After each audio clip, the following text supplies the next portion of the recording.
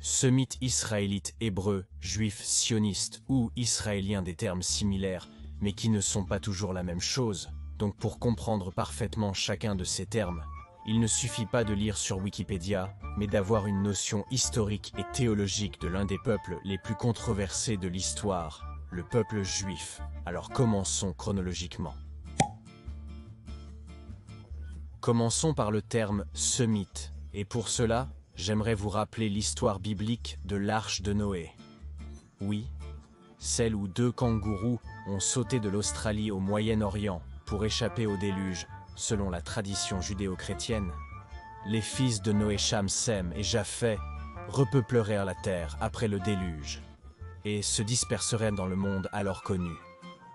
Des descendants de Cham sortiraient les Africains, de ceux de Japheth, la race aryenne, et de ceux de Sem, la population du Moyen-Orient, d'où le nom sémitique aujourd'hui ne se réfère pas seulement au peuple juif, mais aussi aux peuples de certaines langues sémitiques qui se développeraient au Moyen-Orient, ce qui inclurait les peuples parlant l'hébreu, l'arabe, le maltais, l'amérique, d'Éthiopie entre autres.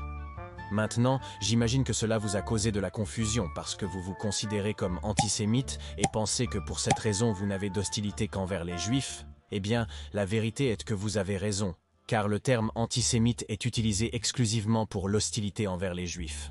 Bien que vous sachiez maintenant que les sémites ne sont pas seulement ceux que vous détestez. Continuons avec les Hébreux, qui sont l'un des peuples sémites qui ont pris naissance à Ur, une ville de l'ancienne Mésopotamie, qui est l'actuel Irak. Le grand patriarche Abraham, considéré comme le premier Hébreu, recevrait le message divin de recevoir la terre promise de Canaan, l'actuel territoire d'Israël et de Palestine, où il scellerait l'alliance entre Dieu et le peuple hébreu par le biais de la circoncision. Dommage, la coupe devait être ailleurs. Abraham aurait plusieurs fils, parmi lesquels se distinguerait Isaac, d'où continuerait la lignée du peuple hébreu, et Ismaël, d'où viendrait le peuple arabe. Et c'est là que commence la grande controverse. Qui est l'aîné qui hériterait du titre de peuple choisi par Dieu et qui recevrait la terre promise? Oui, tout cela arrive à cause de cette discussion.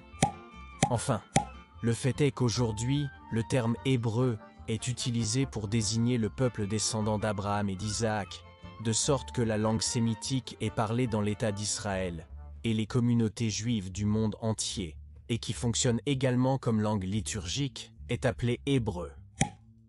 Pour le terme israélite, continuons avec l'autre texte de la Bible, l'histoire de Jacob, fils d'Isaac, que Dieu renommerait Israël.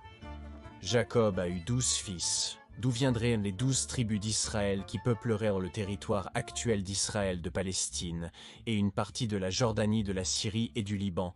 Ces tribus formeraient des royaumes qui se distingueraient autour de l'année 1030 AV.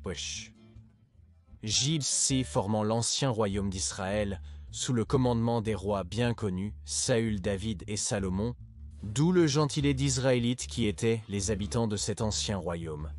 Et si vous lisez toute la Bible, ce terme est utilisé, et jamais le terme israélien. Donc aujourd'hui, il n'y a pas d'Israélites vivants, bien que le terme puisse être utilisé comme synonyme d'hébreu, puisque les 2 peuples descendent d'Abraham. Le terme juif, en plus de se référer à un peuple comme les termes déjà vus, inclut également une connotation religieuse et culturelle. C'est-à-dire qu'aujourd'hui les Juifs sont à la fois ceux qui suivent les enseignements de la Torah et ceux qui célèbrent Hanouka et Yom Kippour, qu'ils soient orthodoxes ou non. Il existe même des Juifs athées, mais qui s'identifient quand même comme faisant partie du peuple juif. Maintenant, si nous parlons de judaïsme, si nous nous référons à un terme religieux, c'est la religion monothéiste la plus ancienne du monde que les peuples hébreux et israélites suivaient. Actuellement, cette religion est encore suivie par environ 14,3 millions de personnes dans le monde entier. Revenant au terme juif, comme vous le savez, après la chute du royaume d'Israël, il s'est passé plusieurs diasporas qui ont fait que les Juifs se sont dispersés dans le monde. Donc tous les Juifs actuels ne sont pas des descendants directs des anciens peuples hébreux ou israélites. Cependant, et maintenant que nous avons déjà mentionné ces 3 termes, aujourd'hui, ils pourraient encore être utilisés comme synonymes, même s'ils ont des origines historiques différentes. J'espère ne pas t'avoir embrouillé avec ça. Avec le terme sionisme, nous ne faisons plus référence à un peuple ou à une religion, mais à un mouvement politique initié par le juif hongrois Theodor Herzl dans son livre Der Judenstaat, qui encourageait l'immigration juive vers la terre promise, c'est-à-dire l'actuel Israël, et qui, comme nous le voyons à ce jour, a eu des résultats depuis la création de l'État d'Israël. Cependant, un sionisme extrême ne se contenterait pas du territoire actuel, mais voudrait s'étendre à l'ancien royaume d'Israël et rassembler le reste des Juifs dans le monde, ce qui impliquerait d'expulser les Palestiniens et de prendre certains territoires de Jordanie, du Liban et de Syrie. Alors, tous les Juifs sont-ils sionistes? Eh bien, la vérité est que non.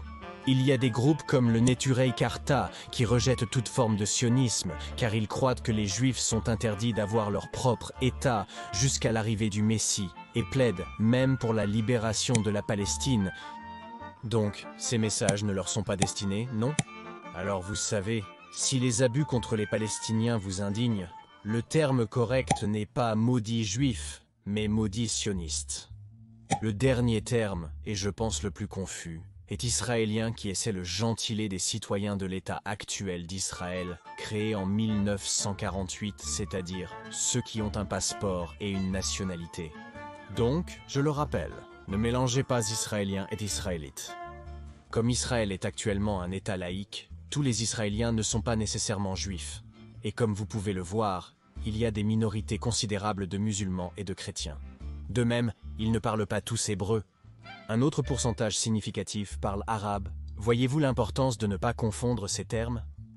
Enfin, j'espère avoir pu éclaircir certaines confusions avec ces termes, qui, comme je l'ai dit il y a un moment, peuvent parfois signifier la même chose, mais les origines de chacun ont des différences historiques et théologiques.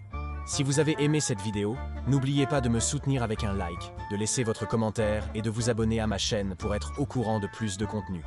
À la prochaine.